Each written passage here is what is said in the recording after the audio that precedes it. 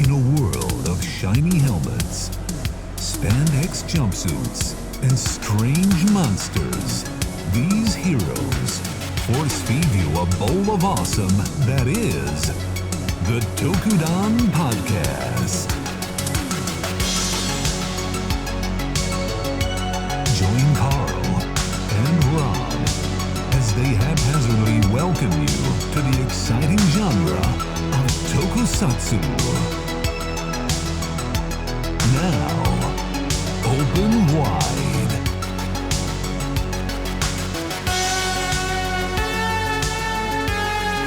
Hello, friends. How we doing? How we feeling? I just sent Rob the new Buffa theme song that released today, technically in the States. That's banger. It's fucking banger, dude. Undead Fire is actual literal fire. I mean, it's always been like a kind of weird thing where since Drive, I think, when Mach was like so with his singing, I'm like, man, this is like something I'm gonna. You didn't like Spinning Wheel? That's the weird thing is that I kind of do. I really kind of like Spinning Wheel. Spinning Wheel.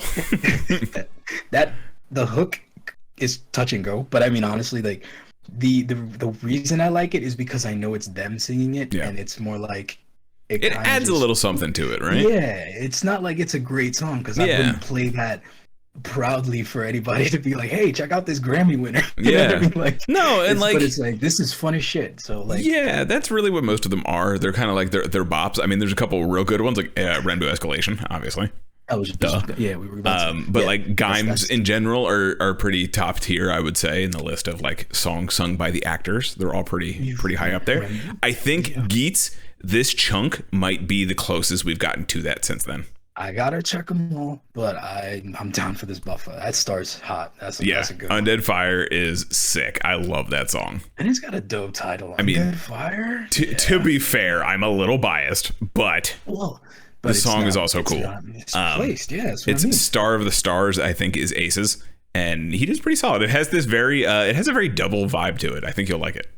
It's very like kind of jazzy. I like that. Almost like jazzy cabaret, I guess. But like, you know, a more like modern poppy version of it. But it kind of has that like double vibe. It's kind of cool. And then Eyepiece is Keiwa's, and I don't remember what Nago's is. Probably some Keiwa. I genuinely thought Keiwa's was Daiichi Miura doing the X8 opening again. Oh, really? It has that like similar sound to it. I was very surprised. He's probably the one that can sing out of all of them. He's like it has that same kind of like Daiichi. I don't know. I don't fucking remember how that song goes, to be honest with you.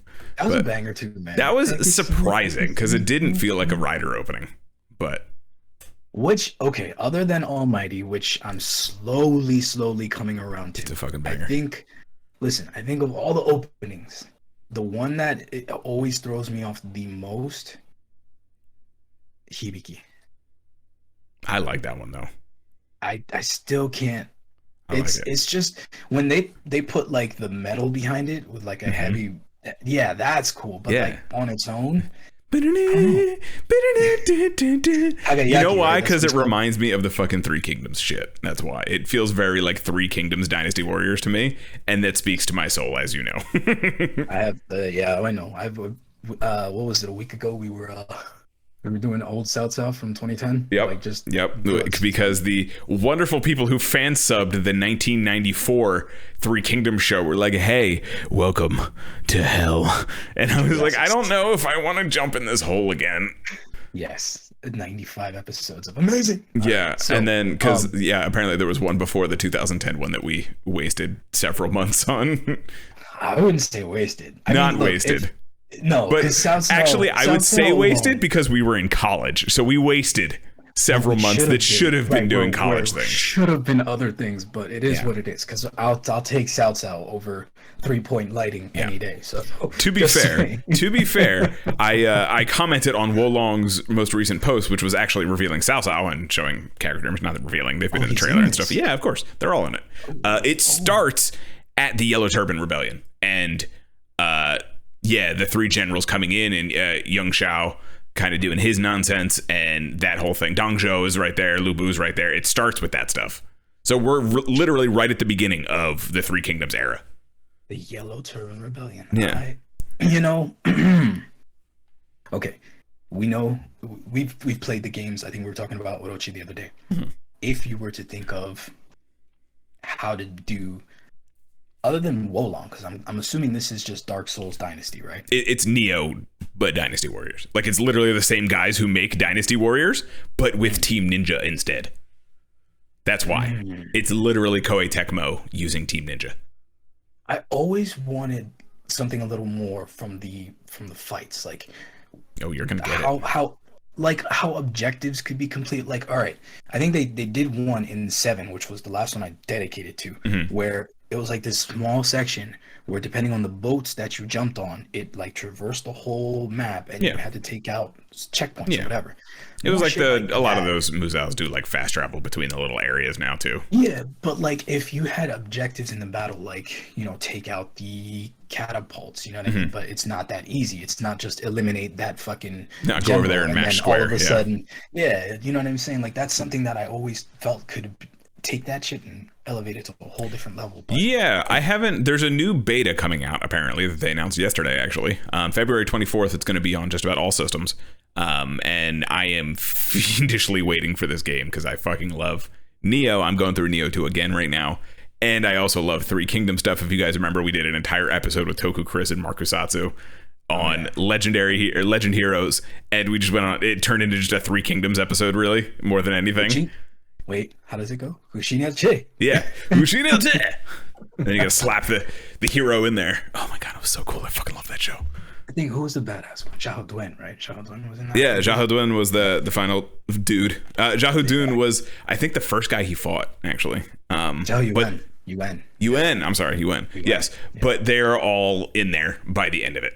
Sima Shur's in there even. He's one of the angels. Ooh, okay. Sima Shur ended up being the big bad. That was my jam. Yeah. Look, all right. One quick one.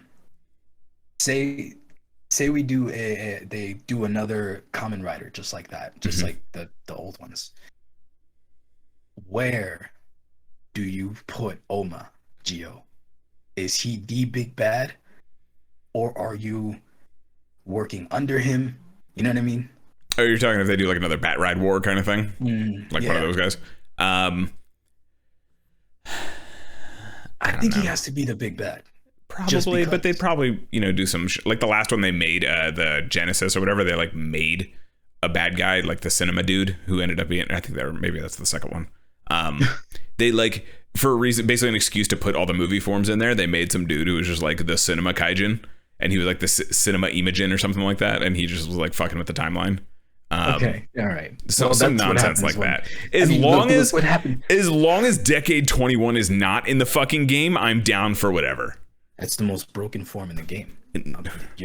You're in. I'm not paying $6.99 for Decade 21. I can tell you that right fucking now. When you put it on, he henshins, and then he just does the game uninstalls. You turn it on, and then all of a sudden the disc flies out, and like if you didn't buy it digitally, because 90% of game sales last year were digital, by the way. Yeah. I mean, that was a big sigh of relief that I'm not in that industry anymore. Good lord. What is the benefit anymore of having the hard copy other than saving the space? I when we were talking about Orochi the other day, I debated spending $60 instead of turning on my PS4. Yeah. So, and I didn't get it. Both are digital, by the way. So, like, you know what I mean? Like, I've been playing Elden Ring on digital, and when I saw the physical copy of the game, I was like, oh, that's what the cover looks like. I had no idea. Okay. Like, steelbooks would be the only physical medium I would buy anymore, honestly. Like, because I have the near collector's edition for Near Replicant that came out. I have a steelbook, no game inside, but there's a steelbook over there because they didn't ship the fucking game with it. So they sent me a digital copy. Good, I got one anyway. But I mean, I bought that fucking game on every system it came out on. Do you see the insanity of that right there? Right? Listen, okay, hang on. I paid $200 for this fucking thing, and it didn't come with the game. So I was a little pissed off. So they gave me a digital code and said, sorry, not sorry. But I have 4 different scripts for that game. inside that box, and that box is fucking gorgeous, so I regret nothing.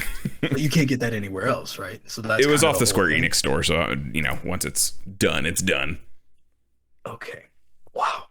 I didn't know you did that. Peacemaker says, yeah, no, when Nier Replicant came out, I immediately bought the fucking White Snow edition is what it's called. Comes with an art book. It came with the steel book. It was for PS4 because there wasn't a White Snow edition for Steam. So I just bought the fucking Steam copy too. And yeah, no, it comes with the entire script of the game, which is really fucking cool because it's broken into 4 pieces. Each of the characters have their own script book. And then there's like the auxiliary characters and backgrounds and stuff like that. It's really cool. I regret nothing because I have never owned something like that, and it's really fucking cool. I mean, again, if it's something that you can't find and it's difficult to get, and it's worth the investment, shit. I mean, I have in my closet the fucking first 151 Pokemon cards that came out like back in '97, you know. And they just sit there because I wanted them. Like it's just I wanted them. Yep. That's what all of this shit behind me just sits there because I wanted it. So, fuck you. I get it. Yep. I get it. Yeah. But okay, here's how I'll tie it. Watch this. So you mentioned Snow White, and I was just thinking in my head about the Wing Zero. Wasn't there a Snow White Wing Zero? Right? Yes, there is a teardrop. A frozen teardrop. So I was looking up like kind of ideas and stuff because I'm still trying to conceptualize this third rider for our show. And I realized, or I didn't realize, that Tall Geese also gets an upgrade to Heaven or something like that. It's nowhere that I could find a picture of. No, there's not a lot of pictures for any of them. You can find Warlock, but it's covered by a robe. You just see the 2 sides essentially, and it's glowing eyes. You can see I don't know if it's a legit image or not, but you can find Prometheus, which is the heavy arms upgrade. It has a giant cross that just fires a bunch of shit. I don't know if that's legit or not, though. And then you can also find... Actually, you can't find anything of the Byakko Epion, which is Wu Fei's upgrade, which is the Epion that gets a 3rd head, and that is the dragon arm for Wu Fei's new Epion. Yeah, because Wu Fei needed the fucking Zero system on top of all of that. Because Wu fucking Fei. Because Wu fucking Fei, god damn it. Wu fucking Fei, god damn it. So, okay. So, Miliardo was up in my head, and I'm like, obviously, they based him on an older guy, the Char. And what is Char? Char is the red comet, which brought me to what this subject today is based on. This is based on an old, or a fusion, I should say, of 2 old shows. One called the Red Baron Robot, and the another called Silver Kamen. How have we been doing this shit for almost 12 years? And we're still finding things out that we never even heard of. Yeah, I didn't know until I read the description. It was like 2 series clash in this most like... I could only read it in epic movie voice kind of thing because that's how the fucking description read on Tubi. And it was like 2 series clash. But also knowing that explains a lot about this fucking movie.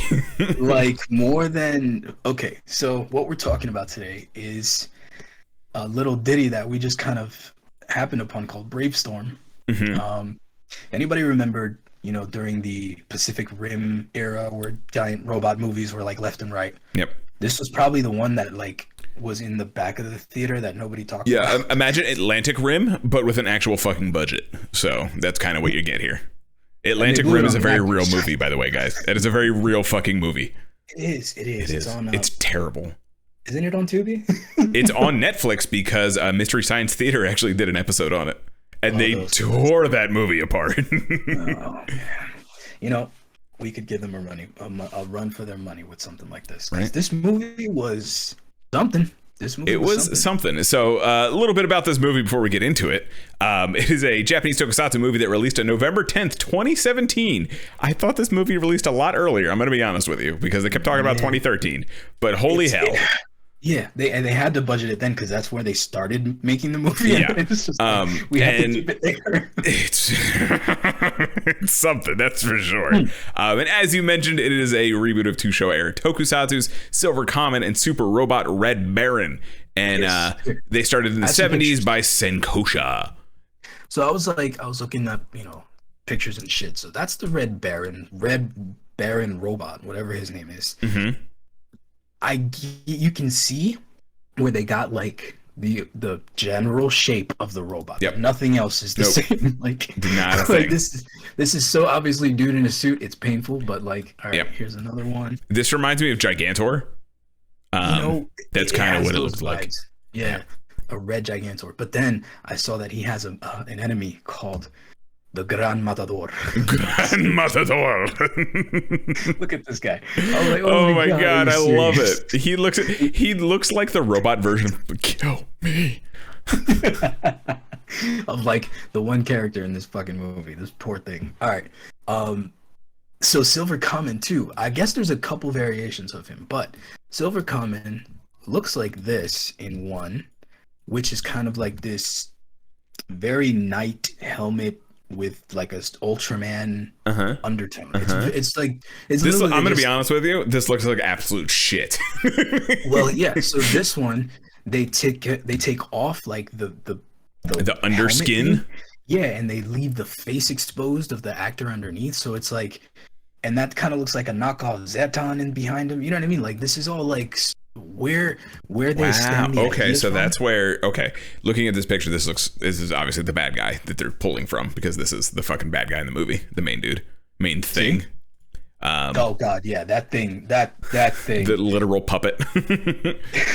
It's okay, and then I'm like, wow, what I was saying earlier is like, dude, we've been doing this for a long time. How are we still finding shit out? And then I find this picture, and I'm like, this man is like posed up with Ultraman. How big was this? Like, why did it probably wasn't that big, honestly. I'm sure it's just kind of like, you know, they happen to be part of the same time slot or something. Yeah. Listen, you guys. The graveyard shift's coming in. Ultraman's like, hey, we gotta get in here. We got 3 episodes to film. We gotta go. Yeah, we have 3 episodes to film by midnight tonight before they close the whole lot. You just give us a quick photo, guys. So you bear all this in mind, and you have all this Genesis, but let me give you some of these redesigns, because in the one department this movie knocked it out of the park are these redesigns. I guess. The Silver Kamen suit. Oof. The Silver Kamen suit, yes, I will give you that. Yes. That fucking suit, even so in this movie, and we're gonna get more into why and all that shit, but there's 2 different versions of the suit. The first one was kind of not great because it had the mouth exposed. I wasn't feeling it, but I really liked the night thing you were talking about. Like the night influence on the suit is really fucking cool. I love the little night things going on, and the mouth was, there you go, there's a good picture of it. Yeah, the mouth was exposed. He has this doofy, like this, it's clearly, you know, Silver Kamen's mask thing. I was like, that's not the worst, but I don't love it. But like, I love the cutout of the face. I love the night helmet thing going on. I just really loved this helmet in general. I thought this was really fucking cool. It sinks it, man, because it's like it ties that suit together. Without it, it would be kind of just like a fucking biker suit. You know what I mean? Like, it doesn't feel like a suit without that. Yeah, and here's both of them side by side. The one to the left here is the upgrade, if you guys are watching the not audio version. The one to the left is the upgrade, and that's when it gets fucking like, wow, this dude is literally from a different movie now that we're learning. He's literally from a different thing, and it looks like it because this fucking doofy ass robot is a piece of shit. Yeah, I mean, again, the giant robots, so we should probably break down what this movie's about. Yes. There's like 2 plots that are going on.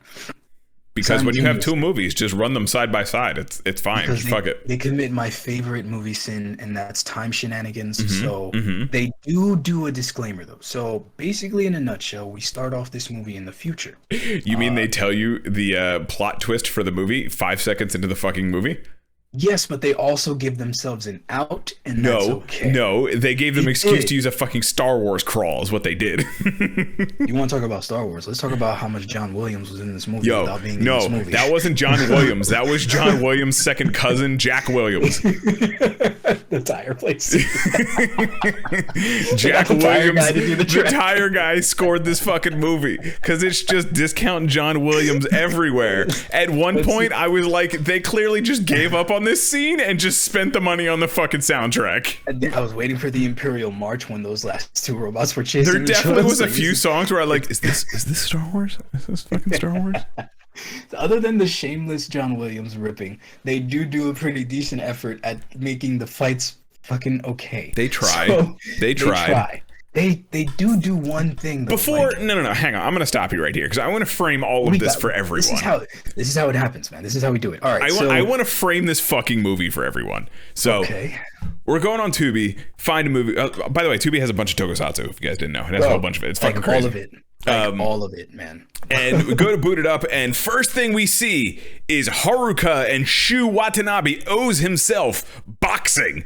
And I'm like, fuck yeah, let's go. You texted me, you're like, they're fucking boxing, dude. You're gonna love this movie. Like, and then they start talking, and he goes, wow, you can really take my punches.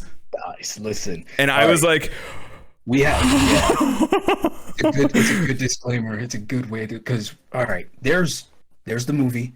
And then there's the American dub that we watched. Yep. And there is no other version. There's after this. When I say this is not a beer, by the way, I feel like everyone always thinks I'm breaking open a fucking beer when I open a can on this show. It's not a beer this time, guys. This fucking movie, like it went from a mediocre movie, but with this dub that is pure fucking art and brilliant, it was ascended to godliness. The dub alone, you have to take the worst. I think I have like one clip. I have one clip that I'll put on, but you have to remember that this is the caliber of acting for the whole movie. Okay? Let me find that clip. I'm going to put it on. If you guys remember the early aughts era, or if you watch the Onimusha streams I've been doing, that's the caliber of acting that we're doing. This is like for kids. Yes. Like... It's and horrible. When I say brilliant, I mean brilliantly terrible. There we go. I think it's loading. Oh, sweet. Yes. All right. Okay. Let me pull up this clip for everyone at home. So it's literally the same boxing scene. They're walking up to this guy who's like the old boxing head, and he's just kind of reprimanding them. Yep. But if you listen to dubs, you know this cadence. I heard you were participating in underground fighting. Is that true? You know I can't help you if you keep getting into that shit. I can't help you if you keep getting into that shit. It is literally just droning on of just like they know that the lines have to be delivered, so they're just like, "What do you need? We just need you to read it. Done." There you go. There's a line. You know what? I'm going to save it. There's many fucking lines. The thing for me, when it comes to the dub, is I thought the brother hit his head. I thought the brother had a little bit of an issue. I thought he had a learning disability, to be honest with you. Okay, so the boxers. So okay, before we get there, so it starts off they're boxing, right? And they're being reprimanded by this guy, which I just sent the clip, because he finds out that they're doing underground fighting, which they cut back to that same night, which they're not supposed to do. Yeah. So, mind you, Eiji and Haruka are the two friends. Literally, Eiji and Haruka, those actors, they're literally best buddies, beating the piss out of each other. It's great. Right, and you know, so many homosexual undertones. It is amazing. Yeah. It is just amazing. They could have just kissed. I would have been like, yep. But you know what? And the one thing is, like, you could tell like they were trying to sell this boxing, but because they didn't use any body doubles, that they had to be very careful when they landed these punches. So they're like Dragon Ball winding up, and then it's like squeak. There's no. Let me tell you, and I know your history with boxing, but as someone who's practicing boxing, currently, I'm watching this and going, I would have fucking punched the shit out of that dude's face. I mean, legit. Eiji's hands like down here. He's trying to be all cool and shit, and I was like, I'm gonna punch the fuck out of that chin. Keep going, bitch. Your chin is shining. It is singing to me, my friend. It's basically glowing like a fucking Zelda boss. Keep going. But keep that in mind, because it happens in a couple scenes too, like where there's like a bunch of fighting, but they're very. It's almost like WWE fighting. Like, you could tell there's supposed to be an impact there, but it's not there. Yep. But all right, so they're going on this underground fighting, and Eiji is like taking on this nobody, this flimsy ass old man who's just sitting there like, after he beat the piss out of some like big dude, bro. But like, okay, so they imply that Eiji's like this fucking Tyler Durden badass, right? So he's a boxer. We're gonna go with that. Yeah. His skills are questionable, but he's tough as nails. But he's a pro boxer, so that's all that matters. Even though being a pro boxer just means you register with the USA Boxing Committee, but we're not going to talk about that. That's fine. Just keep going. contributes nothing to your skill. But okay, so my man is. I'm curious what his record is. At the way it looks, he gets his ass handed to him after he does this flicker combo on this old dude, and we're talking like this frail, bird-chested, small old man who's like gangly neck, and he's taking this flicker combo like it ain't shit. And then we notice that these two in the background are like, yo, should we make a move? Fuck, something's going on here. And then the fucking frail dude just starts mollywhopping. Yeah, Eiji. Like Eiji goes sliding like 15 feet away and is like holding his chest. He probably should have had a collapsed lung, to be honest with you. If you're gonna if something's gonna punch you that hard, you are not getting up. Your rib cage is not becoming uncollapsed. And this starts the thing of all this movie is where the fight scenes are like drawn out. like Eiji gets his ass kicked for like a good minute and a half, and we're cutting to these two in the crowd are like, we got to do something. Of course, they're wearing hoods. They're very mysterious. So Haruka is like, what's going on? My boy's like getting his ass kicked. He's gonna get killed. Yeah. And he decides to fucking WWE his ass. Yeah, he takes a chair upside this dude's neck. Not even hits him with the chair like a normal human. He fucking chops him with the side of this fucking chair in the throat. Does anybody remember how Shane McMahon used to hit people with chairs? Like he just put his whole body into that shit. That's like I swear he went from like, this is a blunt weapon. Now it is a bladed weapon. I'm going to strike you with the thin end and turn it into a fucking sword. So check that. He carves into this fucking freak's neck. And we see it's not blood and guts. Nope. It's some kind of fucking wiry. Yeah, it's mechanical. He's some kind of robot going on. So Haruka's like, what the fuck? Haruka tries to leave. And I don't know, you lay on him, bro. Yeah, so Haruka tries to run away and old man grabs him and murder balls the fuck out of him and just punches him in the back of the head. So disclaimer for gruesomeness. Rollerball, not murder ball, rollerball. This is what happens to Haruka's face after the old man gets through with him. So he punches him so hard his eyeballs pop out his head. He turns into a basilisk. So Haruka's done. And I was like, oh man, he got hurt because I didn't see the eye pop because I literally had to rewind it and slow the frame down because they did that on purpose. Yep. It's like one quick frame and that's it. But dude, so what's going on, Josh?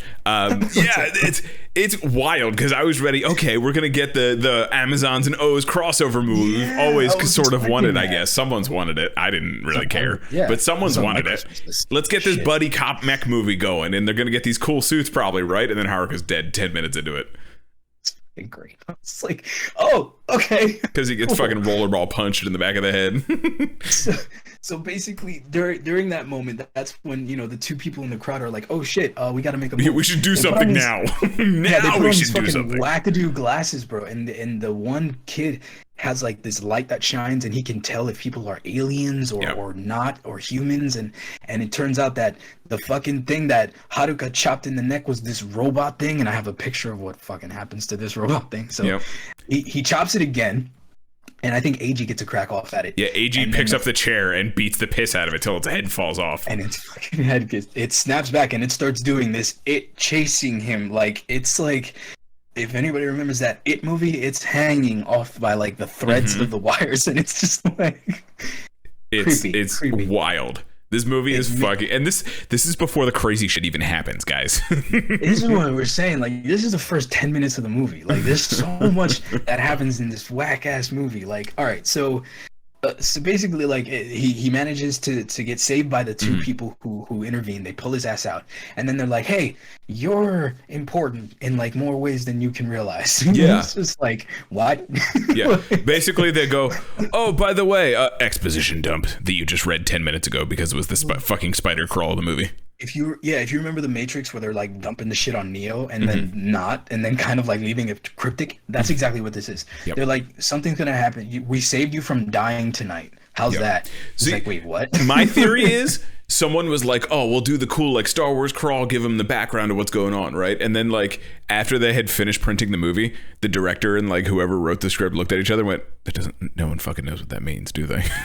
No, like no, okay, so we're gonna get back to the base. We're just gonna have her beam the fucking memories into his head that just explains exactly what's going on. God, the memory thing. Okay, she's psychic. All right, so apparently there's aliens that live among us, but they're not a majority number. Most people are almost gone at a certain point in 2050. 96% is the actual percentile that it said. Back in over in 2050, they're screwed. Back in time. The last rotation of 2050. Back forward in 2050, before they go forward back into time. The past 2050. Now, right. The future past 2050. The diverted 2050. Yeah, the first 2050. Remember that, guys. The first 2050. The first 2050 sends the three people back to the they're first brothers and sisters, by the way. I don't know if you caught that. But yeah, sending sending the siblings back to 2013 from the first 2050 created an alternate 2013 that now doesn't affect anything of the first 2050. Yep. It's Trunks. Remember it's Trunks that. and Dragon Ball. Just keep that in mind. This is Trunks and Dragon Ball rules. Right. It's supposed to not affect it. Boom. Okay. So because there's a flashback or flash forward back to them saying bye and him going, well, you're gonna save that world, but our world's kind of perpetually doomed. That word literally comes out of his mouth. Yes. And this is where the ending is like, wait, you said okay, so they find their uncle. Yes. Eiji? So Eiji's their uncle. Let's lay this family tree out for a minute. So you find out Eiji is the uncle, and the great grandkids of his brother, who is this scientist one. Who I was like, did he get hit in the head a little too hard? What's going on here? Yeah, he speaks very particularly special. It was infuriating. I was like, please talk faster. For the love of God, please talk faster. But his grandkids are these 5 kids who are basically the last hope for humanity, and 2 of them are very good scientists. One just runs around in the cool suit. He's Silver Kamen, and then Koji's a badass. Don't take anything from Koji. I love Koji. he's fine. And then there's his brother, who is like the tech boy that goes back with them, and then their sister, who is psychic. That's her power, and apparently a wushu fucking master. But we'll get to that, bro. Oh my god, dude. Okay, so yeah. All right, so now you have the premise. 5 of the siblings go on. 2 of them have to stay in the first 2050 to send the 3 of them in the past to 2013. They literally open a portal in like a fucking dungeon. There's just like a bunch of pipes, and it just opens the time portal right there. Yeah, because Tony Stark built that in a cave with scraps. So that's why they have it. Yep. So they have that. Then they, like we said, they go back. We are introduced to Eiji, the piece of shit that he is, and then they lay their shit on him. And being the piece of shit he is, he wants nothing to do with it. Yep. Before he finds out their family, so he goes. They're trying to explain to him that he's the only one that can operate this robot. Like they need him to come with him because they're going to save their grandfather or father. So they're going to save the future of humanity because 96 fucking % of it got wiped out. Right. And to explain this, the girl, I don't remember her name, she grabs his head, looks him in the eyes, and then they go into the fucking holodeck. Yes. So the expo dump is a memory dump, and that's how we're caught up to date. So she explains, which is literally the crawl. Like I said, it literally just plays the crawl out. She literally reads you the fucking text crawl at the beginning of the movie. Yes. So they went back in time to try to save their uncle because in 3 years' time from that moment, he was supposed to be abducted by the aliens, forced to create this robot that would take over the Earth by ejecting this killer smog that would just annihilate the population. Well, they didn't know the uncle was going to be kidnapped. The robot was created, and it took over the world. Their dad doctor. I meant their dad doctor. Okay. Yeah, sure. Yeah, he was supposed to be kidnapped. See what I'm saying? So that's what they went with the idea. Long story short, big bad evil robot made Earth go bye-bye in 3 years. How's that for everyone? They were also using the fucking Back to the Future rules. They were breaking them because they were betting on sports results. Yes. They were betting on horse races To get rich and things like that. to fund their research in order to build the machine. Like just the most like we also broke all the rules of time space continuum. Yep. Because so here's where they threw you another loop, because they introduced the fact that there's parallel timelines. It also introduces the possibility of paradoxes and an alternate timeline where now the original timeline that they knew would be changed is changed again. So their plan to be ready in 3 years suddenly becomes 3 minutes. Yep. So everything suddenly is thrown into whack. He has to master. Eiji has to believe and care. Yeah, that he's got to buy into this fucking happening. nonsense that's going on. Yeah. And Koji and all them are trying their best to try to like fight back against the Kilgris, who are trying to get into their hiding place to get the doctor so that he can build the robot that he's going to eventually build anyway in the one future that doesn't exist anymore, but still exists in another timeline. You follow? Got that? Okay. Yep. So this movie tries to be real deep and it fails miserably. This movie tries real fucking hard. Because they intersperse that with no bullshit, a 3-minute fight scene where there's like a bunch of flippy floppy slams and no impact. Nobody's damaged. Nobody bleeds. Yeah, you said Koji was cool. He literally gets flipped on his ass for 3 minutes fucking straight. Like, yeah, it's straight WCW. Stomped. Like, it is Stomped. just like we are talking one iota below getting Irish whipped off some fucking like tires. I was waiting for it because they're fighting in like this scrapyard. Yeah. There's gonna be chairs. Yep. There's a bad CG arm at one point. Yeah. Okay. Well, there's that, but Koji's gun is dope. I like Koji's gun is cool. So Silver Kamen himself, Koji, I like the stuff that he does. Like, I think it's cool. He's got that cool gun that just kind of like poofs things in dust, right? And it kind of like it does the whole the fuck was that anime? It like opens and then fucking does cool shit. It looks almost like the plasma pistol from Halo because it kind of opens like that. Yeah, the Promethean weapons. Yeah. It looks kind of like that. Like it opens up and it can charge and it like just poofs things to dust. It's pretty cool. And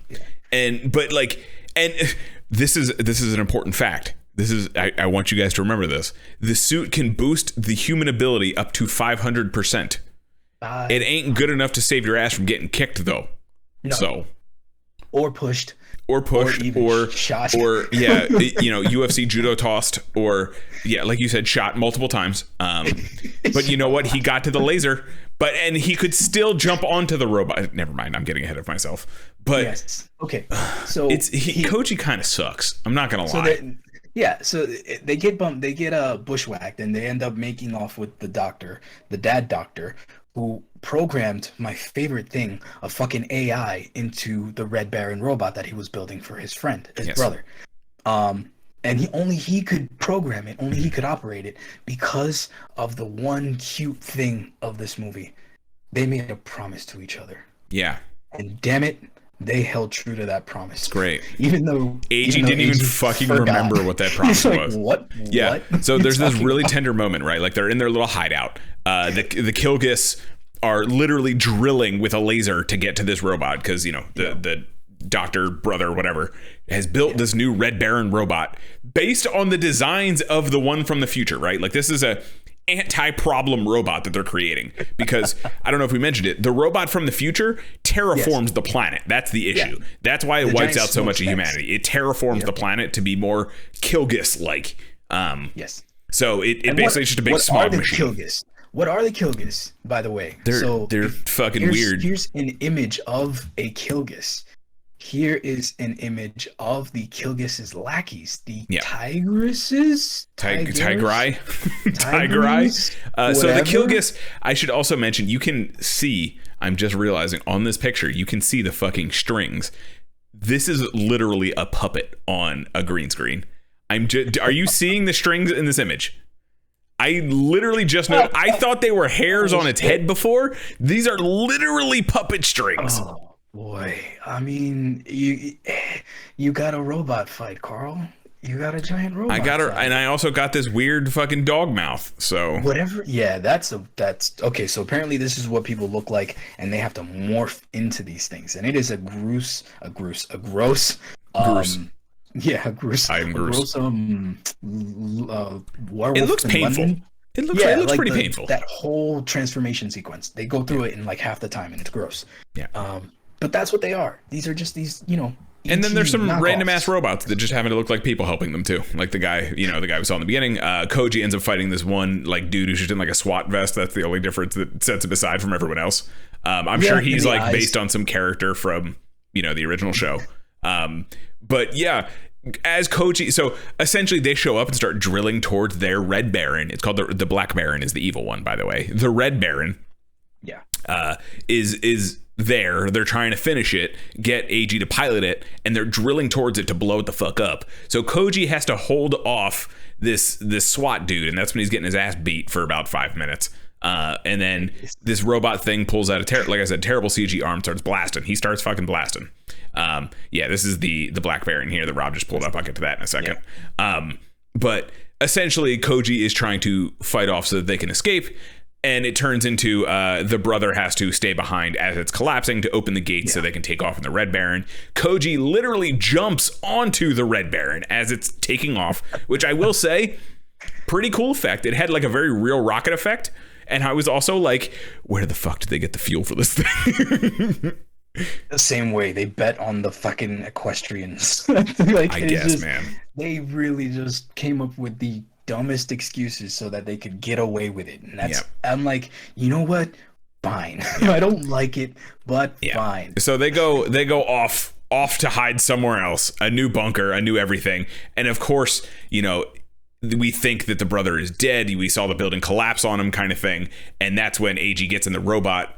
And there's the AI program you're talking about. And it says he was working on an AI program before this. This wasn't like just out of nowhere. He was working on how to create an AI that could make decisions. That was the whole thing. So apparently he did by just transplanting all his memories onto this thing. And this thing is literally a PS1 graphic head that just kind of sits there and goes wah, wah, wah, wah, wah, wah, wah, wah. Imagine if Zordon was in a PS1 game. That's what we're talking about here. And it doesn't emote. That's what I'm saying. They took the same like animation and just like played it over and over and over again. So they're training on the moon with this AI because he's supposed to have enough time to sync up 100%. He's punching moon rocks because that's how you fucking train in a giant robot. Yeah, let's deface the moon with our punches. That's the idea here. So he's training and getting the hang of piloting the robot. And okay, what is this is the most bare bones cockpit I have ever seen. Like, it is in a red console, 2 sticks, and 1 little swizzle stick on the side, right? Yep. So we have the console, right, that looks like a fucking race car bed, like the front of a race car bed. We have that. He's sitting in literally like a fucking gamer chair. And then on one end is a joystick like you would find probably at any fucking discount like flight simulator pack. And then the other one is like an ergonomic mouse bullshit. Like it's just a fucking like thing that he puts his hand in. And I was like, I feel like I've seen that on like, I don't know, Sky Mall or some shit. Like that's just an ergonomic mouse. Yeah, I put that together here. I could do that in 3 minutes. And that's what they do. Like, that's how you pilot this thing. And, makes sense. All of a sudden... I thought it was the Denliner cockpit. I'm not gonna lie. I thought it looked like the Denliner room, but even that would have been more. Probably, yeah. That was probably outside their budget. So they kidnapped the doctor. It turns out that they built the robot in fucking half the time because they've been building it underneath the earth. Like the whole thing is like, if the paradox is what caused them to have already been built this, where did they get the... I don't know if you missed this part, but they had the plans. They had stolen the plans for the original Black Baron, brought it back in time with them. So the doctor brother was able to build the Red Baron based on those plans.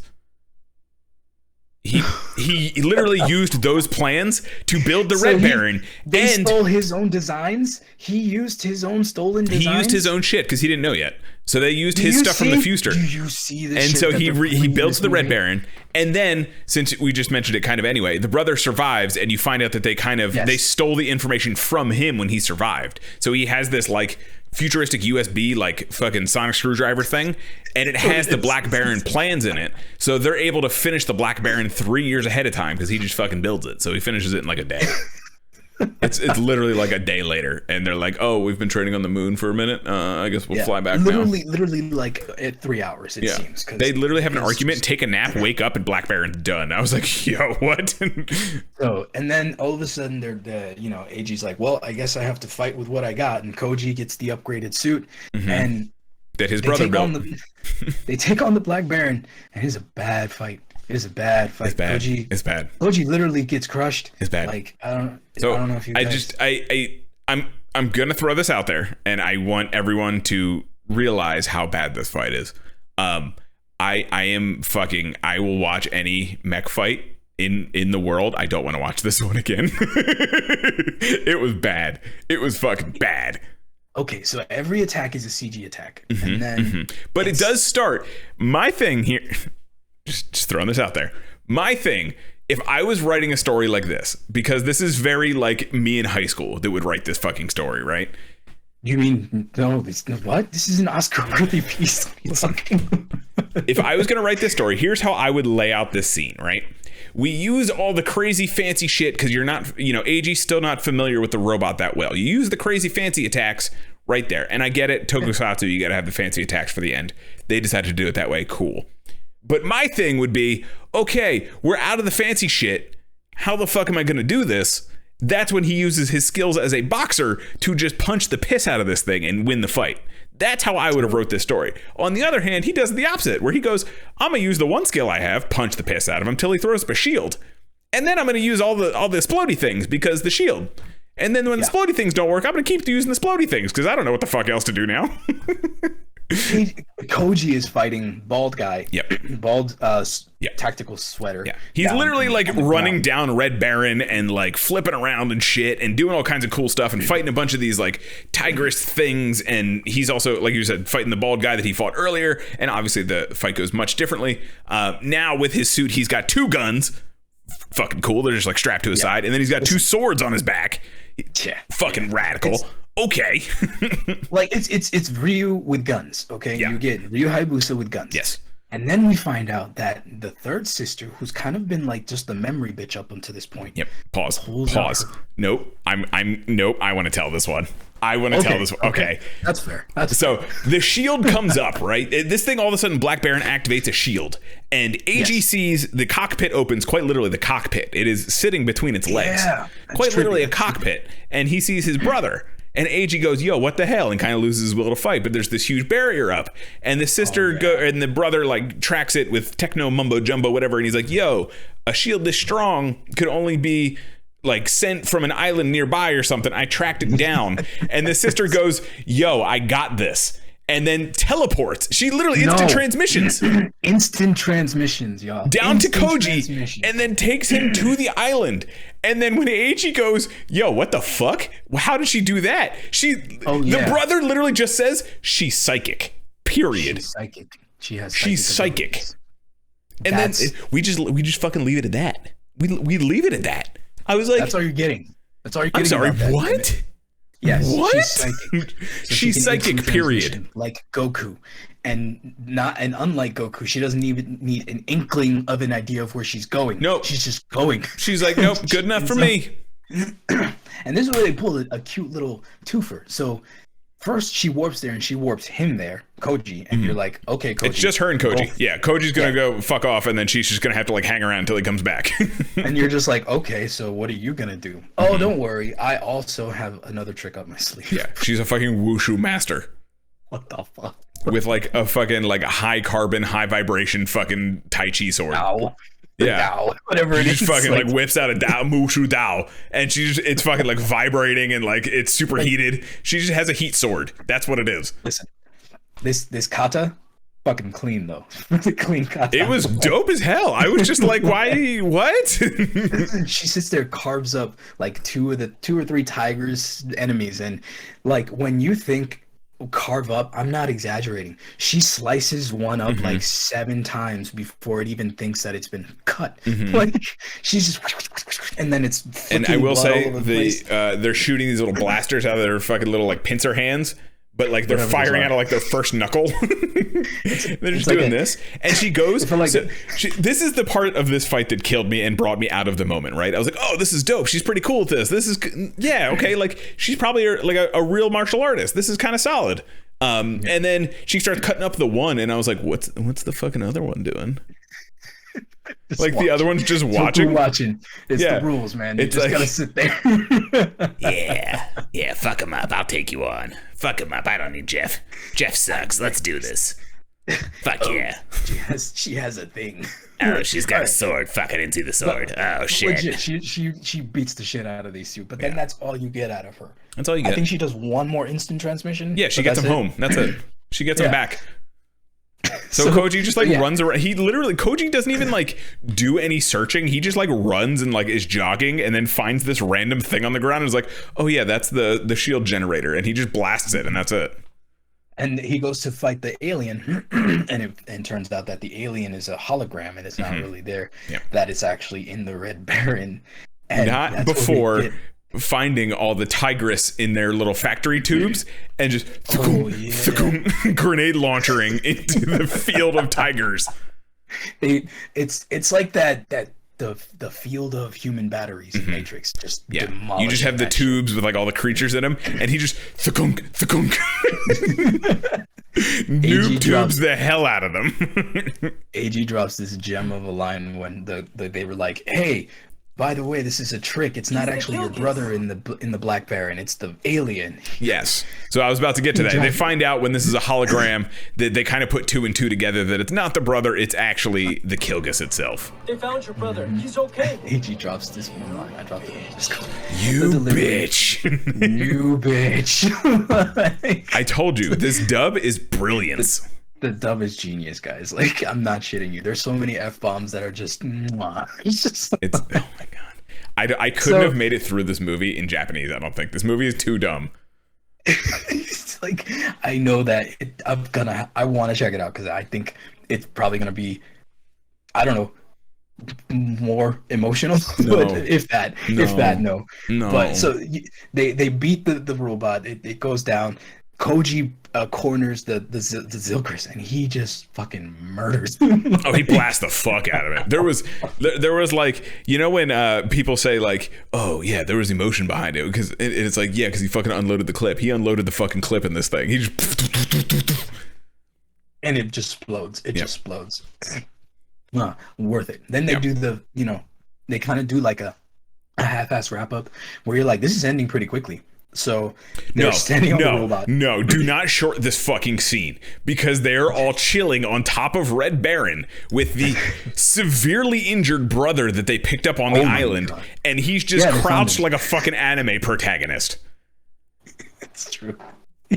My man is crouched. Can you please find a pic real quick?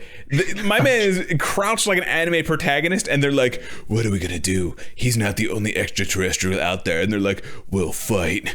And then it does this like awful pan in like to the sunset, and that's when it hard cuts back to the brother and sister they left in the future. But like, it's the L pose. He's sitting like L. I don't want to like short the fucking bullshit that is them all lined up on this Red Baron. It's insane. Hey, I'm not dropping it. Oh, it's so ridiculous. But it fits, bro. It's so cheesy because they went and they upped it by tacking on an additional surprise ending. Yeah, let's call it that. Sure. Well, okay. So I just have to point this out too, because it's in this screenshot. This movie is quite literally on Tubi called BraveStorm, awesome Japanese action sci-fi movie, English subs. It's dubbed. It's not awesome. It's not in Japanese either. I mean, it's a Japanese movie, but it's definitely not subbed. I can tell you that for free. No, but please watch it in the dub. Please watch it in the dub. I cannot stress enough how much of an artwork it is. So to cut back real quick before it cuts right there with them, because they're kind of like, what next? Yeah. So back in the first 2050, if you guys remember the two siblings that stayed behind, the minute after they fucked off to the past, literally, there's still like, there's like the flash from like the fucking Terminator. There's like the wind in the flash, and the wind in the flash dies down, and the fucking door opens. Like literally the second after they left. And that was like how time, my very limit of acceptance of a change in time could work. I'll be on that all day. But anyway, it turns out that there's another guy who just kind of arrives there, and he's like, hey, there's another robot. I don't know who the fuck he was. Shiranui, whatever that one's called. Yeah. But he's like, there's a whole nother robot, and they come outside and they see the Red Baron fighting this. But it's not the Red Baron. It's a new Red Baron. Right. It's sleek, sexy Red Baron. So this is like spin-off or Broken Paradox timeline. Like, what the fuck do you want me to accept here? It's like, it's kind of wild because they made it a point of like, this is this big moment between the siblings where they're like, yeah, you can go back and change the timeline. It's going to create a fractured timeline. You'll never be able to save us, but you'll save a Earth. Yeah, there will be an Earth where people Earth are happy. And then fucking Walker Texas Ranger busts into the fucking door with his shotty and just like, yo, Shiranui out the back. Let's go. Like, there's some shit going down. We need yo. What are y'all doing? What's going on in here? We need the siblings. Moon's fucking haunted. Get out here. That's my jam. Moon's haunted. What? And that's literally the moment, though, is it not? It's literally like, Moon's haunted. And they're like, what the fuck? Same vibes, bro. Same cadence, same vibes, same everything. And they go outside and they see the back of this sleek and sexy Red Baron and this Shiranui thing that looks like Black Baron, but like sleeker and sexy too. Taller, and they're like, much taller. Much taller. And they're like, to be continued. Maybe. No. No. Never again. No. It's not going to be continued, guys. So, all in all, I gotta say, if you're gonna watch this, check it out. Check out the dub. Don't settle for the sub. It's not worth it. You need to see the art that is the true dub. You have to accept the fact that this is something that was made because Pacific Rim exists. The fact that they took two excuses from the Showa era to make this Pacific Rim spinoff is what it is. Yep. But that's what you're getting.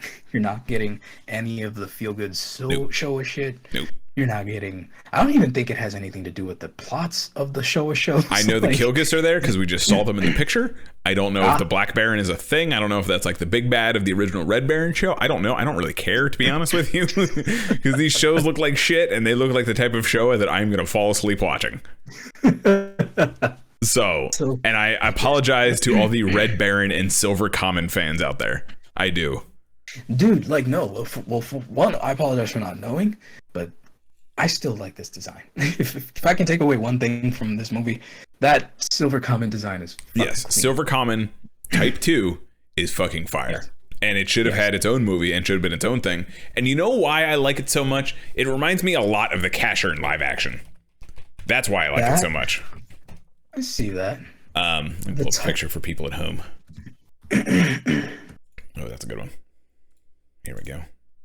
Put it in the Discord here so you guys can see it too.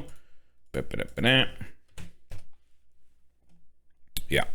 So this is from the live action Casher, and it is very much the same vibe. And I think that's why we should watch this movie, by the way. It's very Tokusatsu. But this movie's fucking cool. Casher's fucking cool. But yeah, it gave me this big vibe, so I was here for it. It kind of just reversed the helmet of where it was open and closed. Yeah, so, I mean, I see that. You know, it's because I'm a fucking fanboy, but I see like that Dark Souls knight armor. Yeah, no, it's absolutely a knight thing going on. It looks almost like the Goblin Slayer helmet. Yeah, it looks like the Goblin Slayer helmet. That's better. Which I'll find a picture for that real quick for the people at home if you haven't watched that ridiculous fucking anime. Burnt. So yeah, it looks very much like, which I mean is very heavily based on like, you know, Dark Souls and all that stuff. But yeah, that's kind of the vibe I got. I feel like this was like a whole experience. Like this, just doing this, weird. Watching the movie is like a whole different thing, and then talking about it is like a whole separate experience. I just want to so I'm sitting here at 11 o'clock last night, unable to sleep because I'm an old man and I go to bed at like 8 o'clock, but I'm unable to sleep. And I'm just like, I should watch the movie we're going to talk about today. So I put this thing on, and then it's just like for the next hour and a half, I'm just like, what the fuck is happening? Oh my God. My first thing was like, this dub is amazing. This dub is fantastic. This movie is, it already is a classic now in my heart.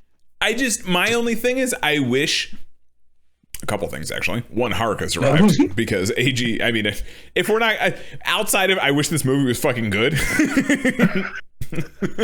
I wish this movie was actually a movie. This movie made any fucking sense.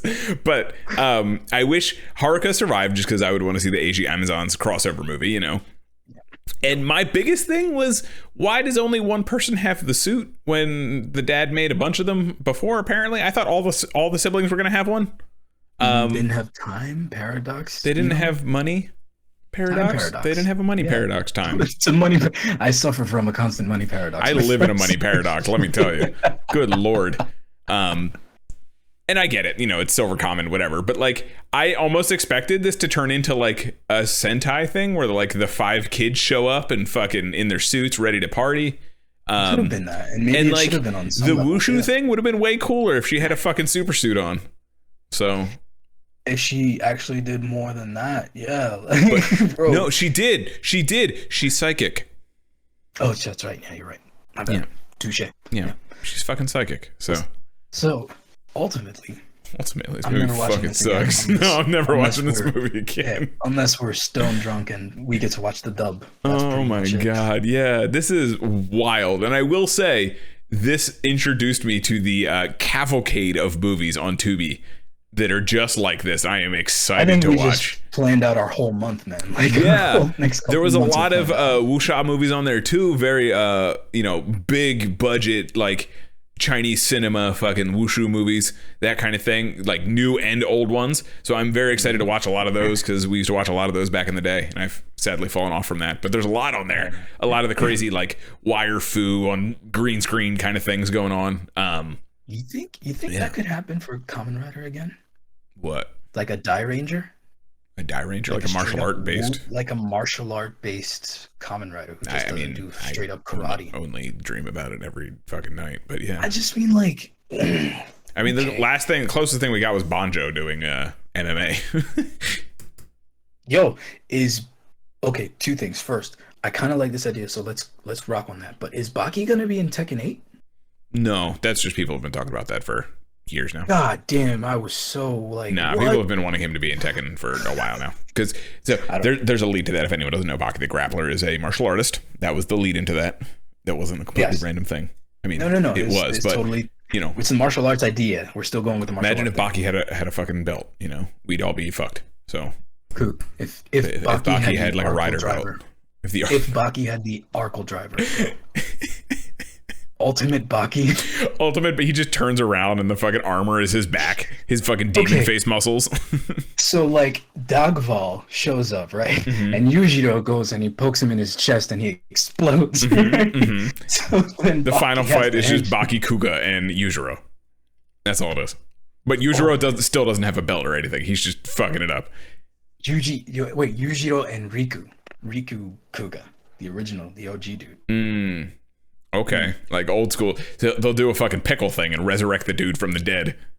Pickle's a caveman. If you guys don't know Baki the Grappler, Pickle's a caveman from 93 million years ago that they resurrect, and they have to defeat him because he's the deadliest creature in all of mankind's history.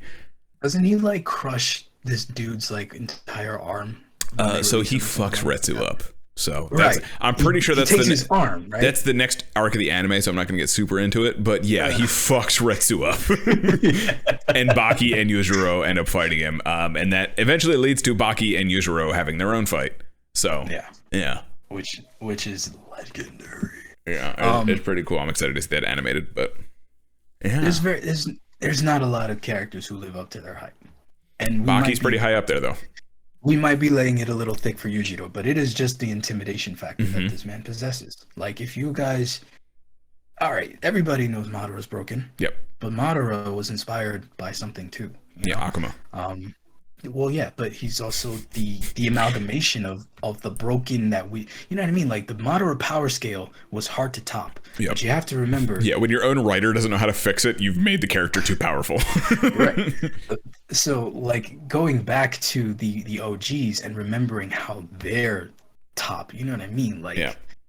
he doesn't need a Kamehameha. He's just gonna break you. Yeah.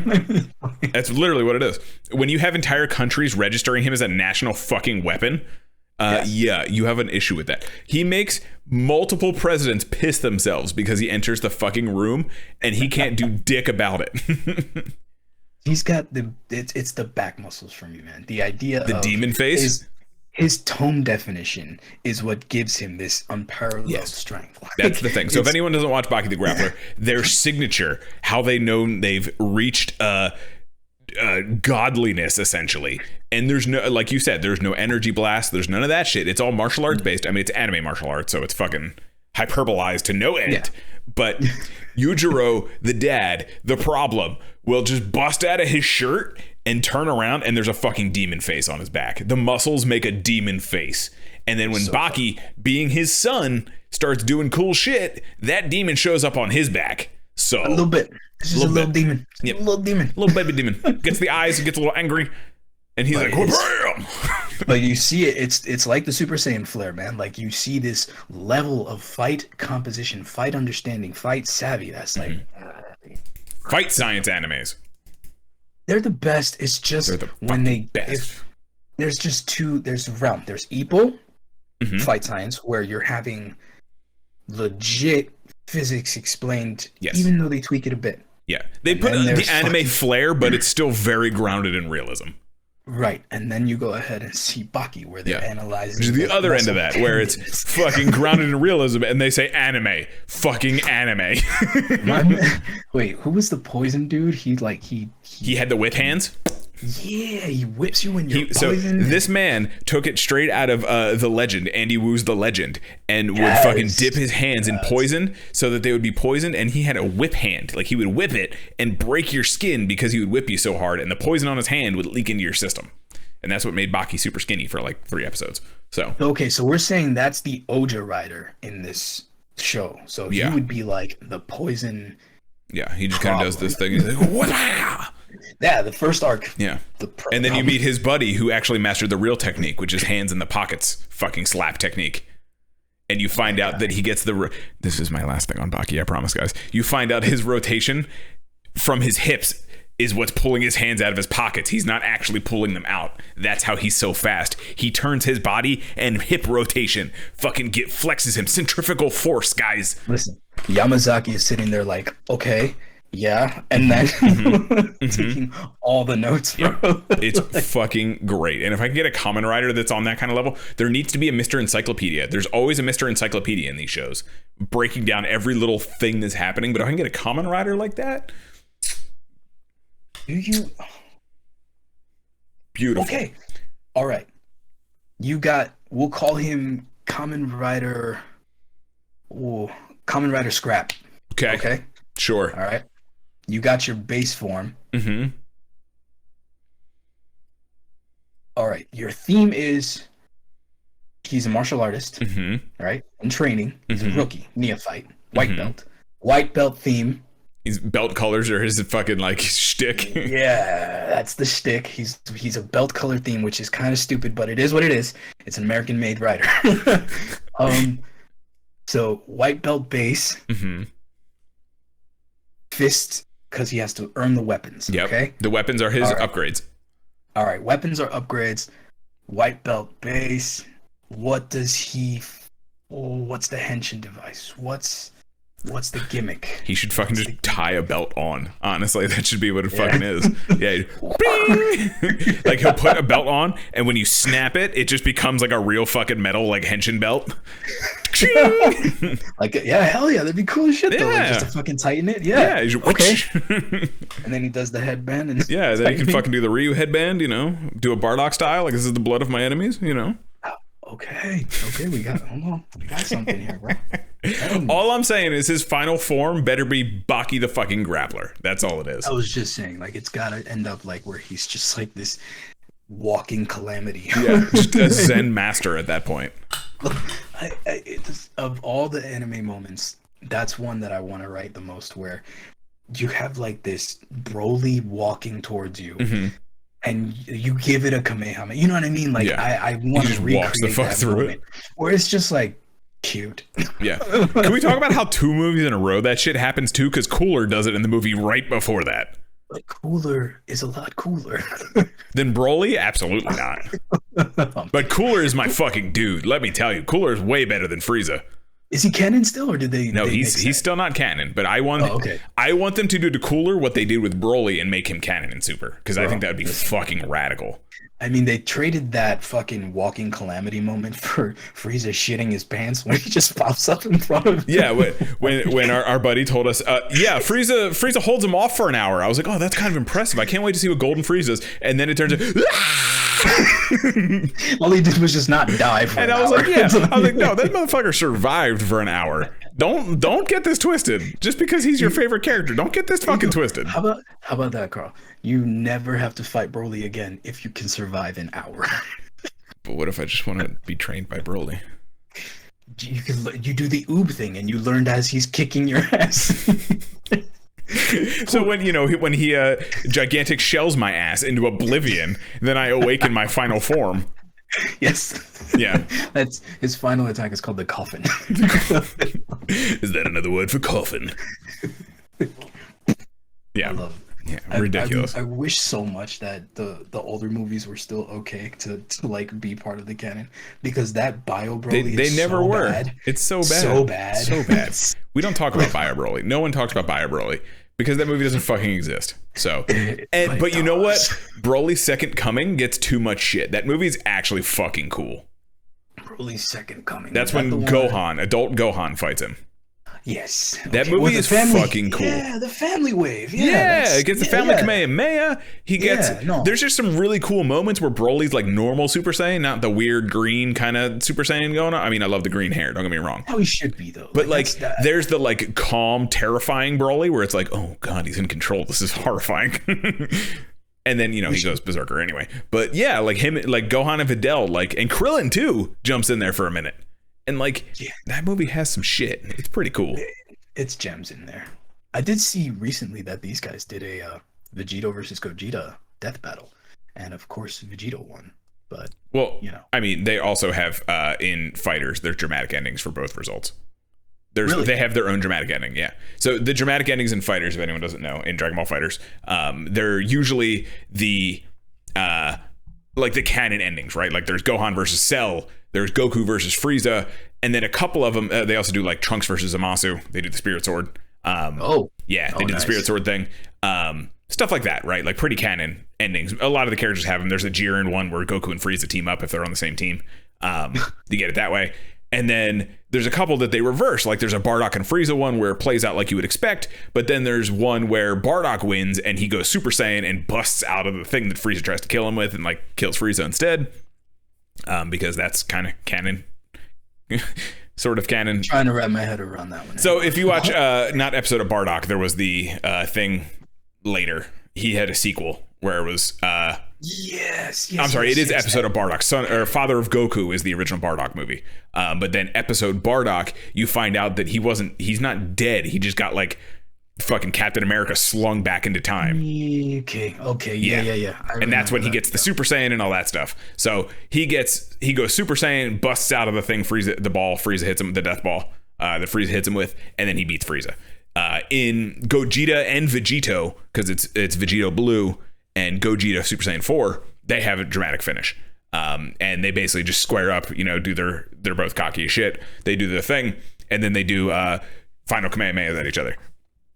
And then depending on which one initiated the dramatic finish, they get an ending for both. So, yeah. Power scaling is just... See, we started with Madara, and now we're talking Gogeta and Vegeta. But Yujiro would walk through all of it. We started with Yujiro. Yujiro would walk through all of it and backhand the shit out of him. You know what Yujiro would do? Just lay the fuck down like he does in that one episode where he's like, I found the perfect defense. And he just lays the fuck down. That one almost is as scary as when he does the shouty. Yeah. Because the reason why the shouty was horrifying was he made this dude believe that he stood a chance. Yep. That was just and then he claimed his fucking eyeball. Anyway. Yep. My favorite had to fake his death to get out of the fight. I promise this is the actual last thing on Baki the Grappler. If you ever come across Yujiro and he lays down, do you know what the defense is for that? Do you remember what the actual defense is that someone came up with to counter Yujiro Hanma and survive? You run the fuck away. Oh, well, yeah. Muhammad Ali Jr. Remember? He lays the fuck down because he's like, yo, I found I could never beat your father's Kempo. If it was complete, I could never beat it. And then Yujiro comes up and he's like, I found the perfect counter, and lays down. And Ali Jr.'s like, okay, I got this. Oh, shit. And runs the other direction. I love it. Perfect. You know what we got to do? We got to try to write one of those sequences where we have the fight encyclopedia guy, and we take the regular amount, and then we'll just double it. Yeah. The hidden technique of the first child. That's just Record of Ragnarok. And you think I'm joking. You think that would work until you fucking watch that show. Good Lord. Yeah, that's true. That is just a bunch of fucking... Yeah. We're gonna get caught up on that. I can talk on that in a whole fucking thing. I did want to say, so a couple things of news that came out. This is one I just dropped in the Discord. I want to get to some news before we get out of here. One thing is the character theme album for Geats came out. It is now available in North America. I know you're having issues playing it, but it has... Just pull up the tracks. I'll tell you what the fucking tracks were. They were playing at the beginning of this episode. Yes. You have Star of the Stars of the Stars. That is Ace's theme, obviously. Eyepiece is Keiwa's. Beat of My Life was the one that I could not remember, is Nago's. And then the best of them all, Undead Fire, is Buffa. And the biggest thing about these is they are sung by the actors that played them in the show, which is really cool. So they released vocal versions and instrumental versions. You can go check them out. It is on like Spotify and all the other major stuff now. It should be anyway. It is the Geats character album. You should be able to find it that way. If you're listening to the audio, I'll put a link in the episode notes below. So that did come out. They're all very good, honestly. Yeah. I mean, I'll snippet, but I like it. I dig it. Yeah. Another thing I wanted to mention is we have a teaser. I just dropped it in the Discord for you to check out as well, because I don't know if you actually watched this. We have a teaser for the wonderful indie tokusatsu coming called Orc. Oh, wow. That's pretty. Yeah. So we checked out these designs not too long ago. Yeah. And this is an actual like teaser for the show. The filming looks pretty decent. Yeah. Okay. So there's a lot of love put into this, clearly. And money, probably. I mean, you see that. Wow, look at that camera. Okay, guys. Okay. Mm-hmm. I kind of love these character designs. Listen, you put a little bit of moving camera in a fight sequence and you do it right, you can make anything look good. That shit looks good. So it's only 35 seconds. I'm excited to see this. It's releasing onto YouTube, I believe, is where it's going. And we're gonna get it 2023. So nice. Yeah, we're definitely checking this out. I mean, I like these designs. This kind of goes into what we were talking about the other day, where Street Rider is like, this is Street Rider. This is as close as you can get to the idea that we had. Where, it's actually out right now. Son of a bitch. We're actually gonna. Yep, that's next week's plan. So guess what, guys? Guess what, guys? You just know the episode for next week. It is 45 minutes long. We are gonna check that the fuck out. It's a movie or episodic? It's a movie. It's a 45-minute movie. It is on YouTube right now. I'll put the link in the Discord if you guys want to watch along and join us for next week and let us know. So it's on their channel too. That's their actual legit channel that I sent that first link from. So Orc is out. I am excited to check this out. This looked really cool. Like I said, we checked out some of the suits originally when the news first dropped. I am very excited to watch this actually. Yeah, this is. Oh, I mean, shit. Okay. Anybody up for an extended episode? Yeah, right. You just want to watch it live? Fucking do a watch party? Hell yeah, let's go. Wow, but I'm very curious to see what this is. Nah, it looks good. I like the contrast. I like the designs. That has a tongue. It has a tongue. It has a tongue. Yeah, that is a tongue. There's a lot going on. There's a lot going on. But yeah, no, these designs are very cool, and I want to see this movie. I'm going to watch this movie. Yeah. Cool. Well, that's next week. I'm going to go watch this movie right now. Probably am too. Yeah. Yeah.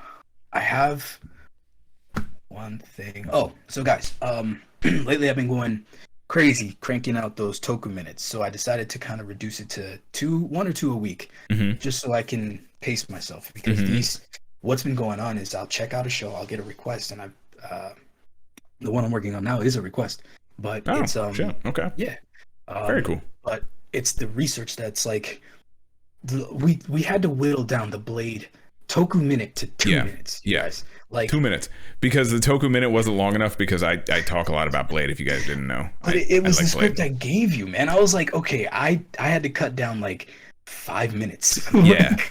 And to be fair, I inserted a few things in there too that took up some of that time. No, I'm glad you did.